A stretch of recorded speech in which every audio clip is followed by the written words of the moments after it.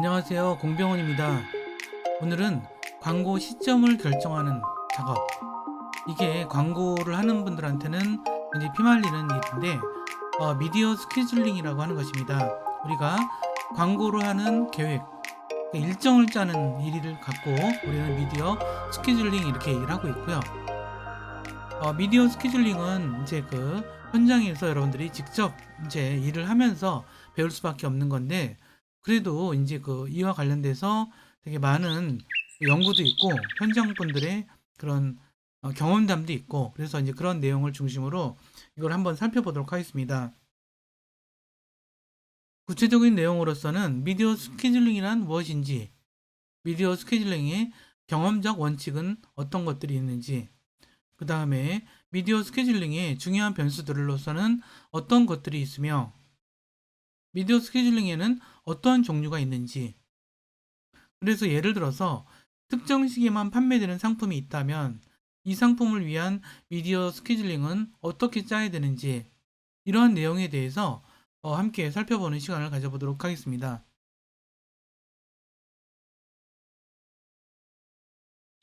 먼저 미디어 스케줄링의 의미에 대해서 하나하나 살펴보도록 하겠습니다. 원래 광고 미디어 기획을 하는 것을 미디어 스케줄링이라고 부르고요. 보통 캠페인 기간이 매스미디어의 경우는 보통 1년 정도 되고요. 그 다음에 만약 이제 여러분들이 광고 에이전시에서 일한다면 이렇게 단일한 건을 갖고 광고를 대행해 주는 경우도 있지만, 어떤 회사에 이 광고를 1년 단위로 이렇게 전체적으로 맡아서 해주는 경우도 많이 있습니다. 이런 광고 시점에 대한 선택의 전략을 바로 우리는 미디어 기획의 스케줄링이라고 이야기를 하고 있습니다. 미디어 스케줄링에서 광고를 실시하는 시간에는 미디어별로 한 달에 어느 정도 광고를 할 것인지, 이런 단위로 고민들을 많이 하죠. 즉, 광고량을 결정해야 되는 것인데, 특정 기간 동안에 어떤 미디어에 얼마나 광고를 할 것인지를 결정하기 위해서는 사실 그 미디어의 광고 활동을 통해서 최소한 효과를 발생하는 그 최소점, 이것이 어디 시기인지, 그리고 그 이상의 광고를 하게 되면 낭비가 발생하는 어떤 그런 점을 우리는 최대점이라고 이야기를 하고 있습니다. 그러면 광고 활동의 효율성이 극대화되는 지점이 있겠죠. 이거를 우리는 최적점이라고 합니다. 이런 관점을 가지고 그 최적점을 찾아 나가야 되겠죠. 예를 들어서 이번 달 1일부터 광고를 시작을 했는데, 광고가 아무리 그 사람들의 관심을 끌더라도 사람들은 어떠한 그 광고에 대해서 신선도가 이제 떨어지게 될 수도 있고, 그러면은 비용 대비 효율성이 떨어지는 시점이 있겠죠. 그 지점을 정확하게 캐치를 해야 한다는 것이죠. 뭐 그런 것도 있고요. 또는 신상품의 경우는 처음에는 신상품이 나온 것 자체를 시장에서 알고 있지도 못하죠. 소비자들이. 그러면 초반기에 이것이 광고를 비용을 투자하더라도 얼마만큼의 매출이 나온다, 이런 개념을 넘어서서 광고를 막 실행을 하게 됩니다. 그것은 그 신상품을 알려야 되기 때문이죠. 그렇지만 이것이 없이는 초기에 어떤 광고를, 매출을 이렇게 끌어올리기가 너무 힘들겠죠. 이제 그렇기 때문에 그 최적점을 찾아야 되는 작업이 굉장히 어려운 작업이기도 합니다. 결국은 TV 광고의 적절량을 찾고, 신문 광고의 적정량을 찾고, 라디오 광고의 적정량을 찾고, 또 이제 인터넷 광고의 적정량을 찾고, 이러한 되게 복잡한 상황들이 벌어지게 됩니다.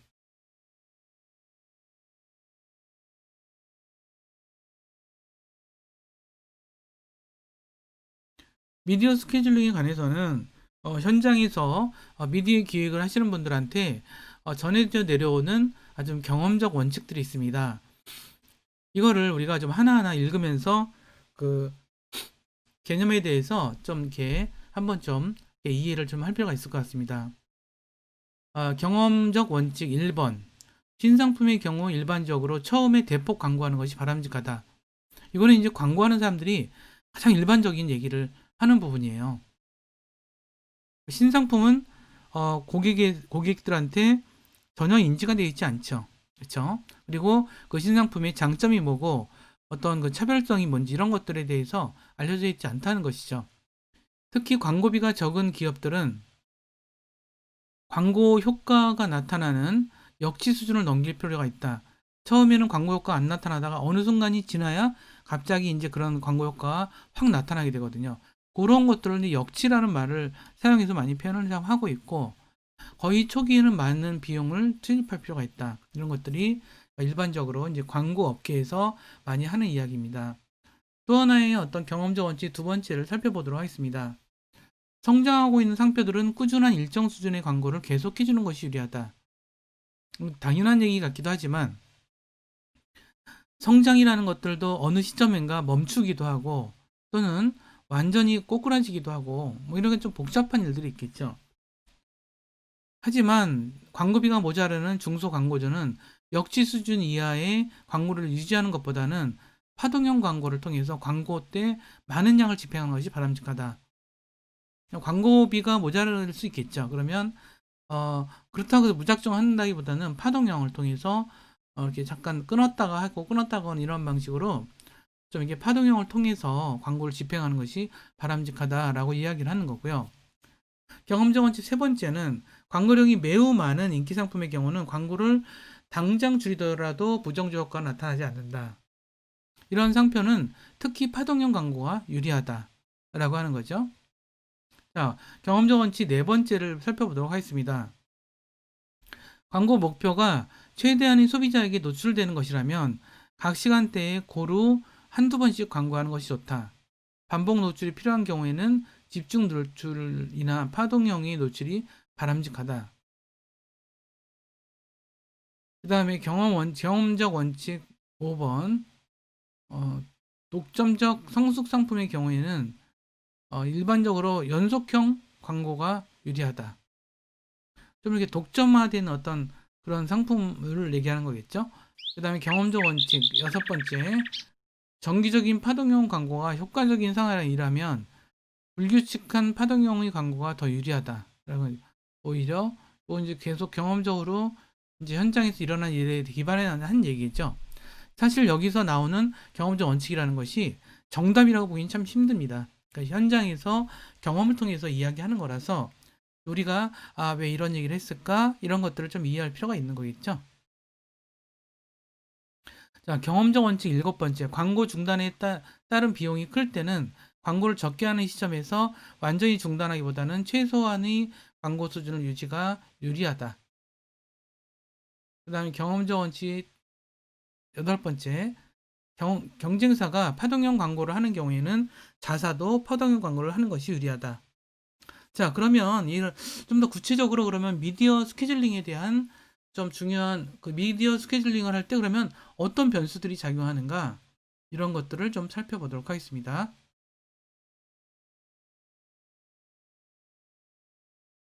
그러면 우리 그 미디어 스케줄링의 중요한 변수들을 좀 살펴보도록 할게요.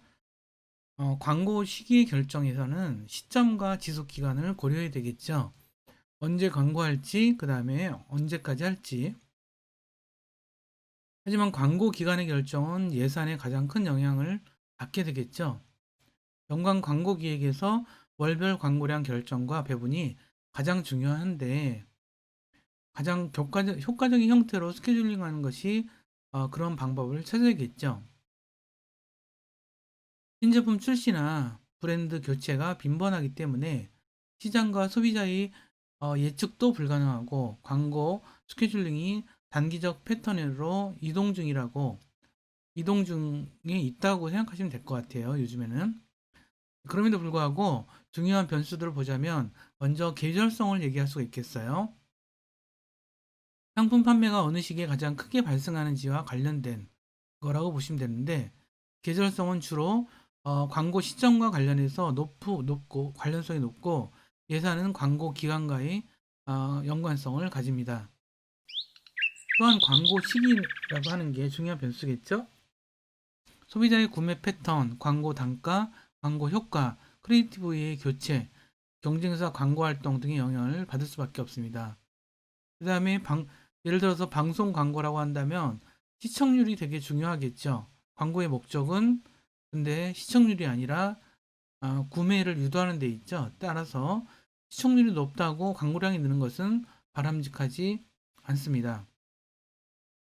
예를 들어서 추운 겨울이나 더운 여름에는 외부 활동이 적으므로 외부 활동이 적합한 상품 광고는 높은 시청률에 비해서 오래 효과가 떨어진다라고 하는 것과 비슷하게 보시면 될 것 같습니다. 그리고 이걸 그림으로 좀 나타내 봤습니다. 좀 더 구체적으로 몇 가지가 있는데 제품의 유형을 볼 수가 있겠어요. 제품의 유형은 신제품의 경우 집중적 전략을 적용하는 경우보다 성숙기에 들어선 제품은 꾸준하게 하는 것이 광고를 전략을 많이 사용하고 있는 상태고요. 계절성이 있습니다. 제품 판매에 계절성이 영향을 반드시 끼칠 수밖에 없습니다. 1년 내내 꾸준히 판매되는 제품과 특정한 시즌에 매출이 발생하는 경우가 있습니다.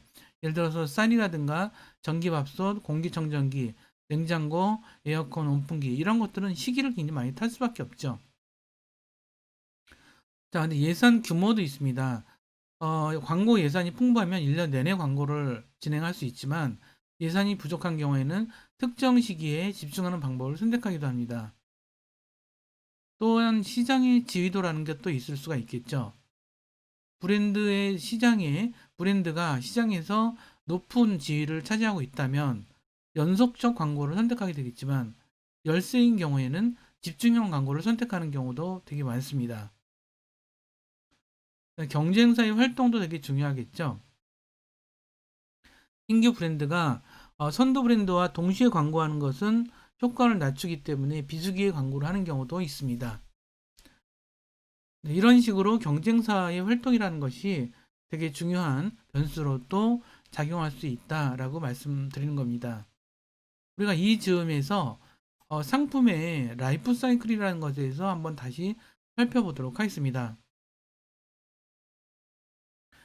이 상품의 라이프 사이클이라는 것은 도입기, 발전기, 성숙기, 포화기, 쇠퇴기 이러한 단계를 상품이라는 것이 이런 생애 주기를 가진다라고 하는 이야기인데 이것은 마치 사람들의 생로병사와도 같아서 그래서 우리는 라이프 사이클이라고 부릅니다.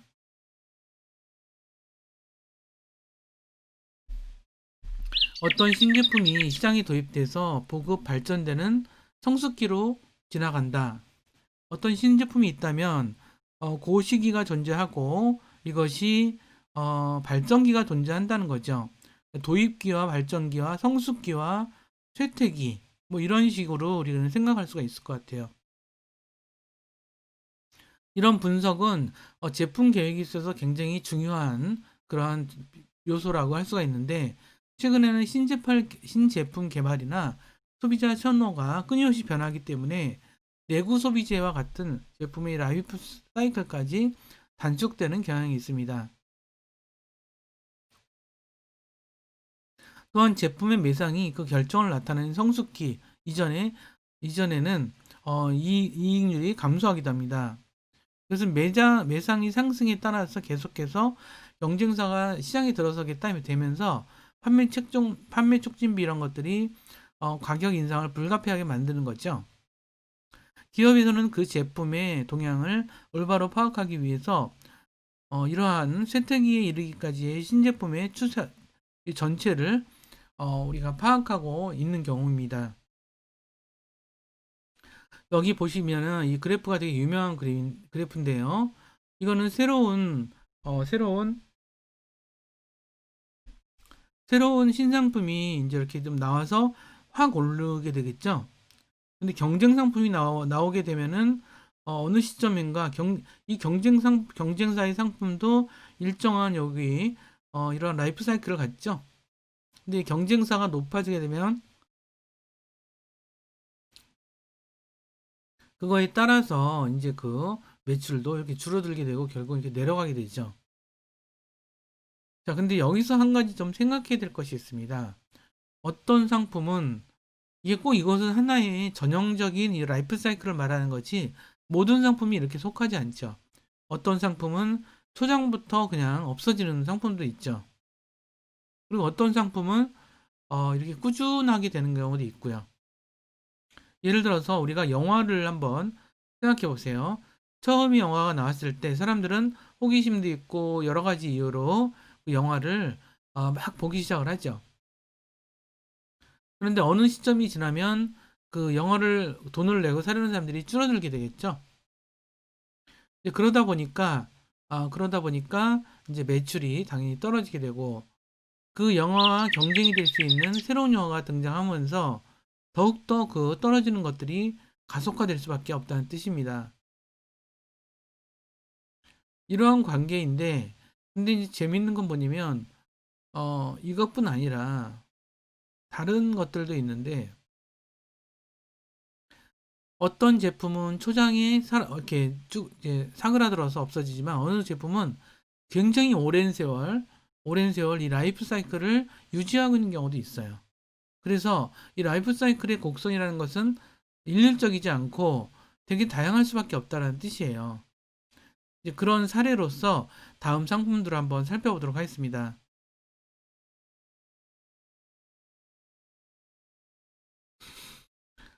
자, 바카스라는 상품, 그 다음에 뭐 베지밀, 코카콜라 이런 것은 상당히 되게 오래됐죠.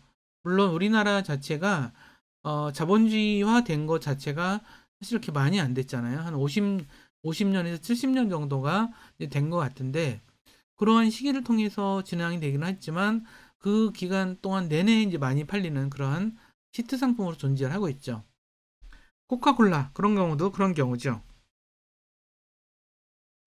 그리고 이제 레고 장난감 여러분들이 아시죠? 레고는 저 벌써 몇백 년이 됐어요. 그 장난감이 나온 지가. 그런데도 여전히 사람들한테 많이 판매가 되고 있고 사랑받는 그런 장난감으로 있죠. 그런 장난감 중에서는 바비 인형도 있는 것 같아요. 바비 인형은 사람들한테 되게 많이 사랑을 받기도 하지만 이제 세대가 지나면서 이제 또 다른 그런 게 있는 거죠. 그러니까 새로운 세대가 그 상품을 계속 구매하는 방식인 것 같아요.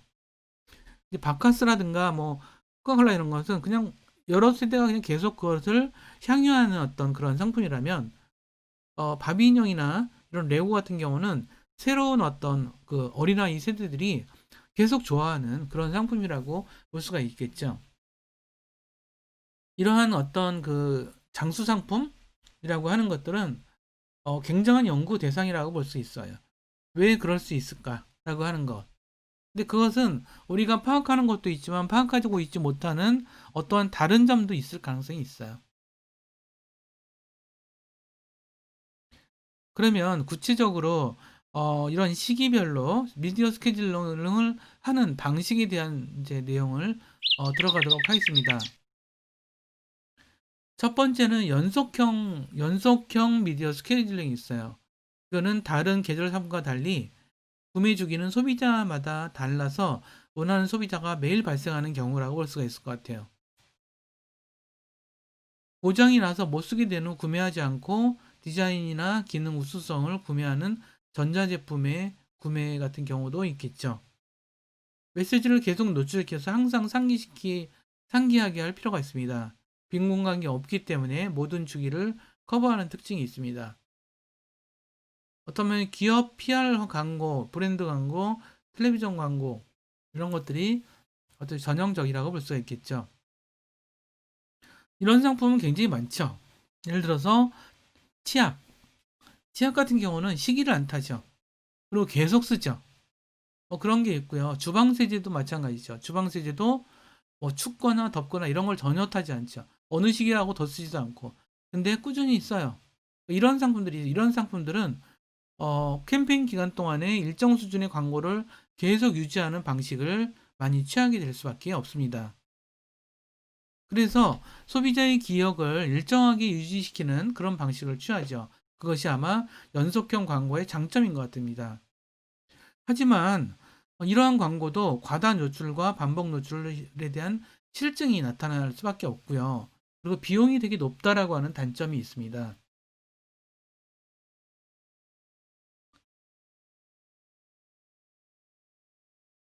비월형 광고라고 있어요. 비월형 광고는 광고 예산을 일정 간격을 두어서 간헐적으로 집행하는 방식이에요.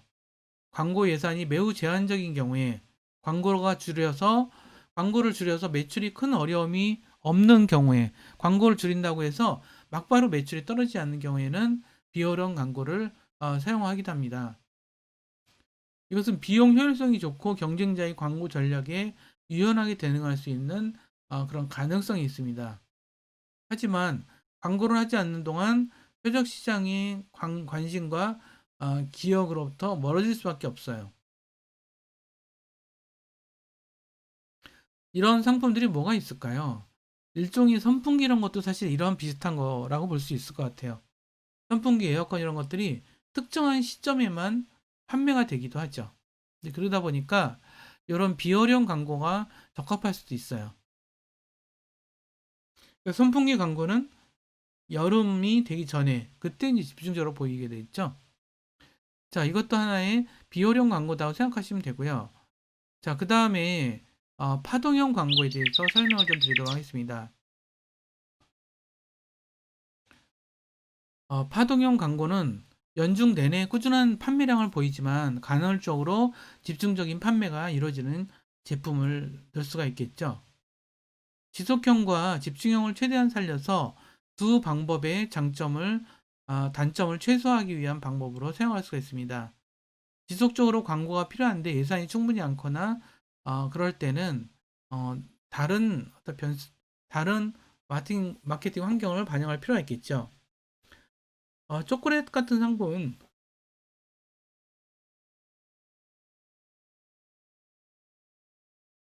초콜릿 같은 상품은 1년 내내 팔리죠. 네, 하지만 어떤 특정한 시점에 많이 팔려요. 뭐 그게 뭐 파인트데이라든가 뭐 이런 때 많이 사용이 되게 이제 그 많이 팔리겠죠.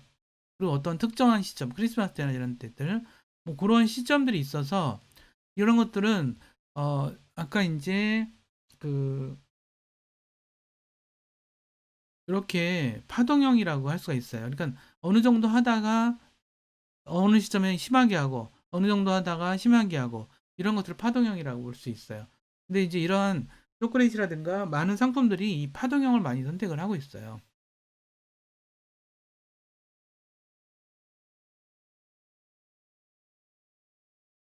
그러면 집중형에 대해서 한번 살펴보도록 하겠습니다. 집중형은 규칙적 혹은 불규칙적으로 일정 기간에만 광고 예산이 집중되는 그런 방식이라고 볼 수가 있어요. 집중형은 그야말로 한 시기에만 집중해서 하는 거죠. 근데 이런 것들이 이제 그 빙과류 같은 경우가 여름에 많이 하죠. 에어컨 광고, 그 다음에 어떤 그 특정한 외투, 겨울 외투 이런 광고들이 어느 시점에만 하지 그 시점이 아닐 때는 절대 하지 않죠. 그런 부분이 있어요. 근데 이런 어떤 집중형 광고에는 좀 위험성이 있어요. 광고의 집중률로 인해서 광고 기간이 끝나기 전에 광고가 소멸되고 집중과 집중 사이에 소비자들은 광고 내용을 잊게 됩니다. 광고를 멈췄을 때는 경쟁사에게 집중 광고가 이제 그 접촉이 돼서 되게 그런 어떤 어려움들이 좀 있겠죠. 그래서 과다 노출 시에 광고에 대한 무감각해지는 벽지 효과도 발생할 수 있는 단점이 있는 반면에 장점은 집행 기간의 경쟁사 대비에 강한 노출 효과를 기대할 수 있다는 것들이 주요한 장점으로 볼 수 있을 것 같습니다. 그리고 이 밖에도 몇 가지 스케줄링 방식은 있는데 이 집중형 방식을 우리가 똑같은 우리가 블리칭 방식이라고도 얘기를 해요. 블리칭 방식은 아까 말씀드렸듯이 집중형 방식이에요. 그러니까 똑같은 건데 그러니까 블리칭이라고도 이야기를 하는데 이런 경우는 이제 계절 영향을 적게 받기 때문 그런 상품에서도 많이 나타나고 있고요. 근데 빌딩형은 조금 더 다른 얘기예요. 빌딩형은 이렇게 곡선을 그리듯이 이렇게 광고를 하는 방식이겠죠. 네, 초기 수용자들이 핵심 계층에게 광고를 노출하거나 일반 소비자에게는 브랜드 알릴 때 되게 효과적인 방법이라서 빌딩형도 있습니다. 이런 방식을 게임이라든가 닌텐도 뭐 이런 게임들 이런 쪽에서 많이 사용한다라고 알려져 있어요. 미디어 스케줄링에 대해서 이야기할 때는 그럼 이제 개별 상품에 있어서는 그 개별 상품이 분명히 그 시기별로 많이 판매되고 많이 판매되지 않고라고 하는 그러한 그 시기별 그런 변화가 있다라는 얘기죠. 이거는 이제 제가 그래서 그런 것들에 대한 좀 이해를 돕기 위해서 몇 가지 자료를 좀 가져와 봤는데 보시면은 맥주에 대한 맥주 출고량과 광고량에 대한 거예요. 자, 여기 보면은 이게 출고량은 일단 출고량은 물론 광고의 영향을 받아서 이렇게 늘어난 것도 있지만 그러니까 시기별 차이거든요.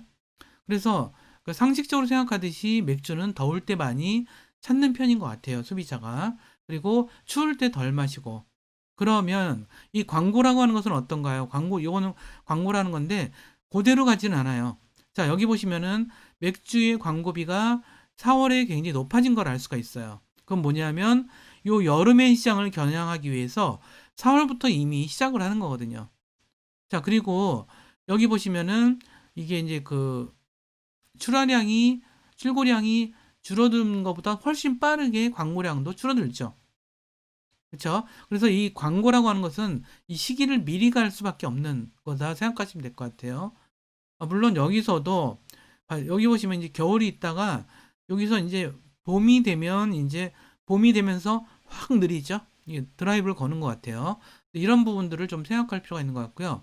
그러면 다음 상품으로 우리가 위스키에 대해서 좀 보도록 할게요. 위스키는 좀 이렇게 그 직장인들이라든가 좀 경제 여유가 되는 사람들이 많이 이제 구매하는 편이지만 여기 보시면 출하량이 겨울에 아주 집중적으로 몰려 있어요. 위스키가.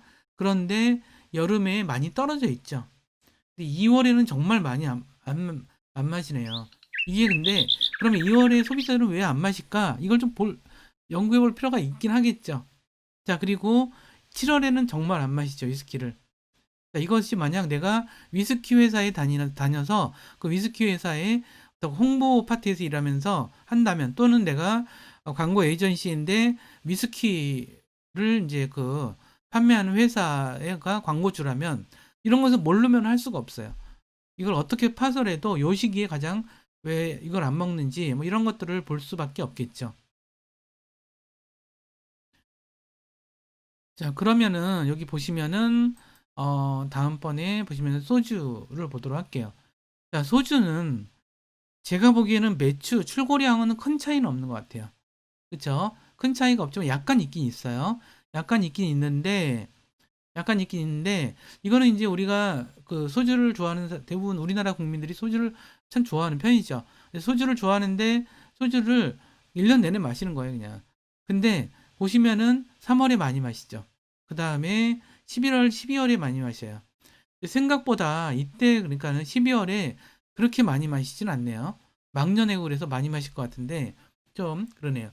그래서 이제 이것도 보면은 1월 달에서 2월 달까지 광고비를 확 올리는 거죠. 그 다음에 좀 내렸다가 이것도 좀 미약하긴 하지만 이것도 좀 줄어드는 편이죠.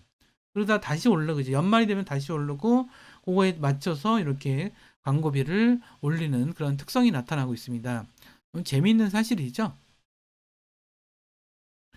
그러면 다른 것들도 한번 좀 다른 상품 한번 좀 보도록 할게요. 이거는 빙과류예요. 빙과류. 자, 빙과류라는 것은 뭐 이게 뭐 이제 그 아이스크림 막 이런 종류죠. 그 하드라 그러나요, 요즘에도? 하드라는 건데 자, 근데 이 하드나 이 아이스크림은 3월에는 아예 저기 하지도 않네요. 먹지도 않네요. 11월, 12월에도 아예 안 먹네요. 그런데 1, 2월에는 먹어요. 참 재밌죠. 이것도 겨울인데 11, 12월에 안 먹고 1, 2월에 먹네요. 그 다음에 이제 4월부터 본격적으로 먹기 시작해서 요 시점에 이렇게 되고 10월까지 이렇게 하는데 이렇게 볼 수가 좀 있겠고요.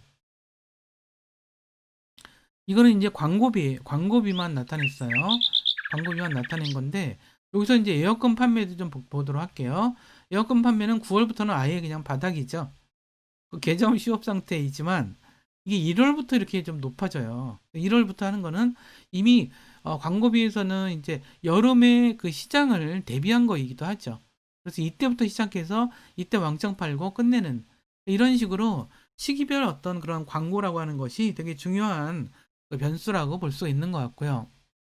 자, 그 다음에 여기서 이제 의료품하고 자동차에 대한 자료도 좀 가져와 봤어요. 광고비 추세를 보면은 사실 의류는 우리가 언제 많이 입나요? 사실 3월 달 이때 많이 해요. 그러니까 이제 보통 직장인들도 이때 새로 이제 봄 맞아서 새로 옷들을 한 번씩 장만하고 막 이런 일이 많죠. 그리고 이제 가을이 돼서도 많이 해요. 가을이 돼서도 일을 많이 하죠. 이때가 이제 근데 오히려 이제 그 1, 2월 달 이런 때는 참 안 하는 편인 것 같고요. 여름에는 오히려 의류가 광고가 줄어드네요. 이건 아마 매출도 그럴 것 같긴 해요. 그래서 근데 의류라고 하는 것은 봄, 여름, 가을, 겨울이 이렇게 있잖아요. 그런 거라서 이게 봄 시장과 이게 그 가을 시장이 굉장히 중요한 몫을 차지하는 것 같아요. 이것은 오랜 동안의 패턴을 통해서 우리가 이제 이게 그 광고를 하는 사람들이 파악한 거라고 보시면 될 것 같고요. 여기에 볼 수 있는 것은 이제 자동차 광고를 보도록 할게요. 자동차는 연초에 굉장히 많이 광고를 하죠. 보통 이제 자동차는 약간 좀 다른 것 같아요. 자동차는 일단 비싸잖아요. 상품 하나가 몇 천만 원짜리 물건이라서 보통 사람들이 이거 자동차를 아무리 자동차에 대해서는 충동 구매를 잘 못 하잖아요. 어차피. 그러니까는 되게 면밀하게 계획을 세워서 하기 때문에 이제 그 아주 신중하게 선택하잖아요. 그렇기 때문에 1년 정도 이렇게 사실 그렇게 큰 차이는 없는 것 같긴 한데 근데 이제 8월 달이 휴가철이지요. 그죠? 12월은 연말.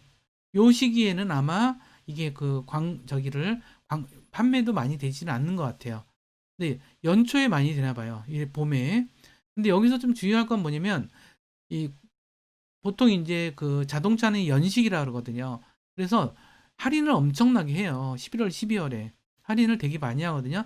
요 시점에 맞춰서 구매하는 사람들이 많긴 해요. 근데 이 시점에는 광고보다는 이런 할인 판매 같은 그런 이벤트라든가 그런 마케팅적인 요소가 더 중요한 것 같고, 이 시기에 이제 주로 집중돼서 나타난다라고 하는 것들인 것 같아요. 그래서 상품별로 이렇게 판매되는 시기와 계절이 다르다는 것은 되게 좀 신기하기도 하고, 근데 그 광고를 맡은 사람으로서는 이런 상품들이 이제 왜 그 시기에 많이 판매되는지, 그다음에 이제 이 매년 다를 수도 있긴 해요. 다를 수도 있겠죠. 다를 수도 있겠어요. 그러니까 특별하게 어떤 불황이 막 심한 때, 예를 들어서 코로나 같은 사태가 막 터져서 전체적으로 침체될 때는 또 이런 사이클이 다르지만 일반적인 시기에 이제 우리가 되게 주의 깊게 바라봐야 될 그러한 어떤 중요한 현상이라고 볼 수 있는 것 같아요. 그러면은 우리 마무리 이야기를 해보도록 하겠습니다. 이 미디어 스케줄링이라고 하는 것은 광고를 어떻게 미디어 할 것인가를 하는데 보통 1년을 단위로 하는 경우도 되게 많고요. 그 다음에 꼭 그렇지 않은 경우도 있습니다. 근데 우리가 기본 개념으로는 1년이라는 기간을 생각하면서 우리가 생각하면 될 것 같고요. 그러면 특정 기간 동안에 어느 정도 광고를 할 것인지를 결정하는 광고의 양에 대한 결정도 되게 중요한 거겠죠. 결국은 미디어의 광고 효과를 통해서 최소한의 효과가 발생하는 최소점, 그리고 가장 좋은 효과가 발생하는 최대점, 그리고 이러한 어떤 효율성이 극대화되는 최적점, 최저점과 최대점 사이에서 최적점을 찾아가는 것이 굉장히 어려운 과제라고 말씀드린 바 있습니다. 그리고 광고 시기에 대한 결정은 시점과 지속 기간을 다 고려해야 된다. 이런 얘기를 좀 말씀을 좀 드리도록 해요. 그러면서 가장 효과적인 형태로 스케줄링 하는 것이 가장 중요한데, 이런 것들이 신제품 출시라든가 브랜드 교체, 이러한 다양한 변수들에 의해서 우리는 이러한 미디어 기획을 할 수가 있다라고 하는 점을 좀 알려드리면서 전체적으로는 시장에서는 최근 들어서 장기적인 광고 스케줄링보다는 어떤 단기 패턴에 맞춰서 스케줄링 하는 것들이 더 많이 이제 되고 있다라고 하는 점들도 함께 기억해 두실 필요가 있는 것 같습니다. 그럼 오늘은 미디어 스케줄링, 광고의 시점, 광고의 양을 정하는 미디어 스케줄링에 대해서 공부를 해봤습니다. 그럼 다음 시간에 미디어 기획에 관련된 또 재미있고 유익한 내용을 가지고 찾아뵙도록 하겠습니다. 여기까지 따라해주셔서 감사드립니다. 다음 시간에 뵙겠습니다.